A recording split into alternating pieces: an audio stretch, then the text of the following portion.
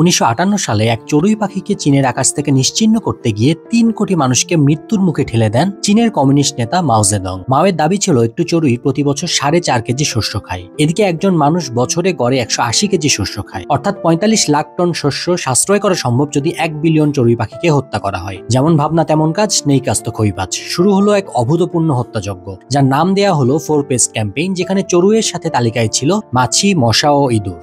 অনেকের মতে যার নাম গ্রেট স্প্যারো ক্যাম্পেইন। চীন জুড়ে রাষ্ট্রীয়ভাবে জনগণকে আহ্বান জানানো হয় চড়ুইকে নির্মূল করতে। চড়ুইয়ের বাসা ধ্বংস করা হয়, ডিম চূর্ণ করা হয়, মানুষ রাস্তায় বেরিয়ে চিৎকার করে, হাড়ি পাতিল পেটায়, বাজি ফাটায় শুধুমাত্র পাখিদের তাড়ানোর জন্য। অনেক চড়ুই দীর্ঘ সময় পালাতে পালাতে ক্লান্ত হয়ে পড়ে, শেষ পর্যন্ত মাটিতে পড়ে মারা যায়। কিন্তু মাওয়ের ভুল ছিল, তিনি আফটার ইফেক্টটা বুঝতে পারেননি। চড়ুই মারা যাওয়ার পর পোকামাকড়, বিশেষ করে ফড়িং এবং পঙ্গপাল বহুগুণে বেড়ে যায়। তারা বহুগুণ বেশি শস্য ধ্বংস করে ফেলে, যা চড়ুইয়ের চেয়ে অনেক বেশি ভয়াবহ ক্ষতি ডেকে আনে। ফলাফল, 3 কোটি মানুষকে মৃত্যুর মুখে ঠেলে দেন চীনের কমিউনিস্ট নেতা মাও জেদং। জানা গেছে নরখাদকদের ঘটনা, যেখানে মানুষ মানুষকে খেয়েছে ক্ষুধার তাড়নায়। ছোট একটি পাখিকে নিশ্চিহ্ন করতে গিয়ে ধ্বংস হয়ে গিয়েছিল একটি প্রজন্ম, যাদের পরবর্তী প্রজন্ম ঠিকই ইউরেশিয়ান ট্রি স্প্যারো নামে এই চড়ুইকে রাশিয়া থেকে আমদানি করে চীনে নিয়ে আসে ইকোসিস্টেমকে টিকিয়ে রাখার জন্য। 1962 সালে চীনের আকাশে বিলুপ্ত হয়ে যাওয়া এই পাখি তাই এখনো তাদের আকাশে উঠতে দেখা যায়।